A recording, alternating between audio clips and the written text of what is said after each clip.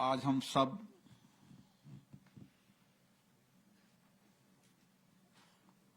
उस व्यक्तित्व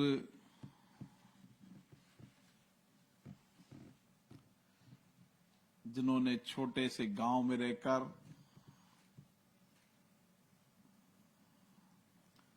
विद्यार्थी जीवन के साथ सामाजिक जीवन, पत्रकारिता, लेखन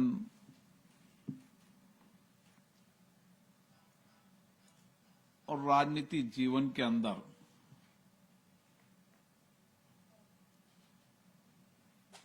सभी पड़ावों पर रहकर समाज के शोषित गरीब व्यक्ति के जीवन को बदलने के लिए अपना सब कुछ समर्पित किया।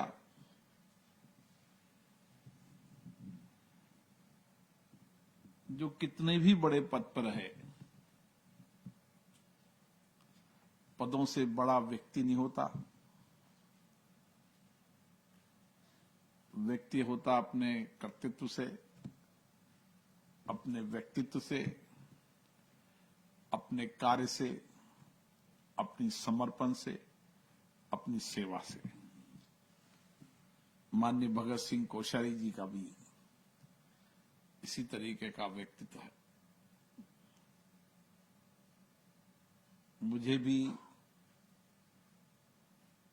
उनके सानिध्य में काम करने का अवसर मिला। 2014 से 19 तक माननीय कोश्यारी जी हमारी कमेटी के चेयरमैन हुआ करते थे।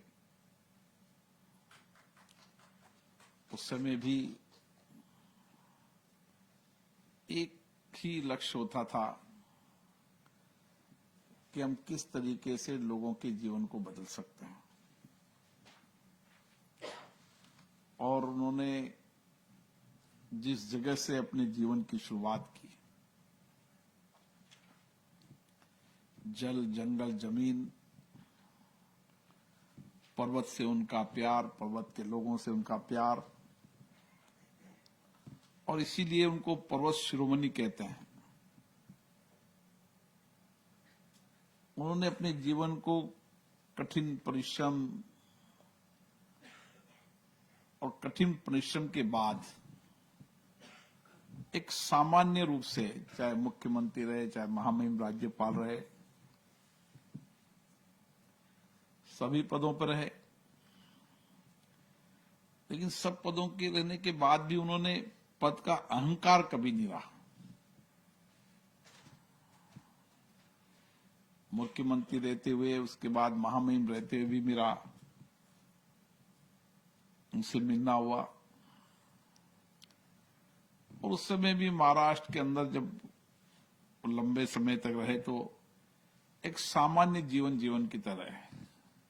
कहते थे इतना बड़ा है राज्यपाल भवन, मुझे ठीक नहीं लगता, मन नहीं लगता। अपनी वही दिनचर्या और सादगी से भोजन, सादगी से रहना। और मुझे कोई व्यक्ति अभी मिले थे, उन्होंने कहा कि माता मंगला जी मुझे मिली थी, जो उन्होंने कहा कि हम जब महाराष्ट्र में माँ मेम के यहाँ गए तो उन्होंने कहा भी मैं तो खिचड़ी खाता हूँ, लेकिन आप आए तो भोजन बनाना पड़ेगा। तो उनका जीवन एक बहुत सरल रहा, लेकिन सिद्धांतों पर, विचारों पर वो अड़िग भी रहे। और कभी उन्होंने सिद्धांतों पर, विचारों पर समझौता नहीं किया। पदों के लिए, पदों को प्राप्त करने के लिए उन्होंने कभी भी न प्रयास किया। क्योंकि मैं तो जब मेंबर ऑफ पार्लियामेंट थे, जब भी मेरा अनौपचारिक चर्चाएं होती रहती थी, जब महामहिम बने, जब उन्होंने कहा यार अपन को ये सब ठीक नहीं लगता, अपन को तो पहाड़ के लोगों की सेवा करने का। और आज भी जब पद में नहीं रहे तो भी निरंतर वही, किस तरीके से हम पहाड़ के लोगों के जीवन को बदल सकते हैं, उनकी कठिनाई चुनौतियों का समाधान कर सकते हैं। और इसीलिए सेवा, नैतिकता, समर्पण उनके जीवन का हिस्सा रहा। उनका पर्यावरण के प्रति प्रेम, उनका आध्यात्मिक जीवन हम सबको नई दिशा देता है। और मैं मदन मोहन जी को धन्यवाद देता हूं। किताब व्यक्ति का वो साथी होता है कि जीवन भर उसके साथ रहता है। और ऐसे व्यक्तित्व के बारे में हमें लिखना, उनके जीवन के बारे में समाज को बताना, ये भगत सिंह जी को अच्छा नहीं लगता हुआ, लेकिन समाज जीवन के लिए आवश्यक है। समाज में आने वाली पीढ़ी को हम क्या संस्कार देना चाहते हैं, क्या दिशा देना चाहते हैं, ये किताबें रहेगी जो आने वाली पीढ़ी को एक संस्कार देगी, दिशा देगी कि कितनी कठिनाई, चुनौतियों,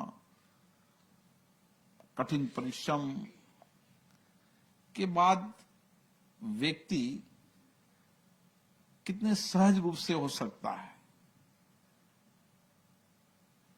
जीवन के अंतिम क्षण तक केवल देश और राष्ट्र जिनके मन क्रम विचारों में हो, यही हमारी पीढ़ी को दिशा देगा, यही हमारी पीढ़ी को रोशनी देगा, उजाला देगा। और इसीलिए ये पुस्तक केवल शब्दों का संग्रह नहीं है, जोशी जी ने सही कहा, ये भावनाओं की अभिव्यक्ति है। जो कुछ भी मदन मोहन जी ने समझा, देखा, उसकी कलम से लिखने का प्रयास किया। और निश्चित रूप से उनका जीवन, भगत सिंह जी का जीवन तो एक शिक्षक की तरह रहा है। क्योंकि हम जैसे कई लोगों को उन्होंने जीवन के अंदर एक सामाजिक राजनीतिक शिक्षाएं, कार्य पद्धति, कार्य संस्कृति के बारे में दिशा दिए। और इसीलिए उनकी किताब आने वाले समय में पीढ़ियों को नई रोशनी देगी, नई दिशा देगी। और इस पीढ़ी से आने वाले देश के नौजवानों को किस तरीके से अपने जीवन में कितनी भी चुनौतियां आए, कितनी भी कठिन परिस्थितियां आए, उन सारी कठिन परिश्रम, चुनौतियों, आपदा, संकट के समय मेरा देश, मेरा राष्ट्र आगे रहना चाहिए। निश्चित रूप से ये किताब हम सबको मार्गदर्शन करती रहेगी। मैं मदन मोहन जी को भी धन्यवाद देता हूं,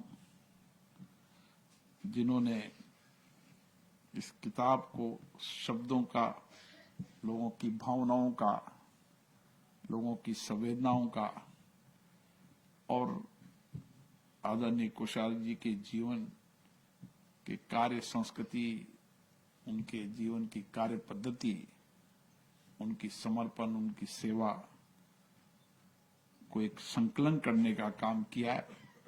मैं उनको धन्यवाद देता हूं। और जोशी जी को, जिन्होंने शब्दों में सब कुछ भावनाएं कही कि हम सब लोग यहां पर उनके जीवन के व्यक्तित्व से खींचे आए हैं। और जब भी माननीय कोश्यारी जी मिलते हैं, मैं कुछ शब्दों में ही नई ऊर्जा, नया सामर्थ्य, नई कार्य करने की प्रेरणा देते हैं। मैं भगत सिंह जी कोश्यारी जी को, जिन्होंने अभी भी इस उम्र के अंदर भी मानसरोवर की यात्रा कर ली और आज भी पहाड़ों में इसी तरह की उनकी जीवन है, उनका व्यक्तित्व ऐसा ही है। निश्चित रूप से उनका संघर्ष, उनका आदर्श हम सबको प्रेरणा देता रहेगा। आप सब यहाँ पधारे, आप सभी का बहुत बहुत धन्यवाद।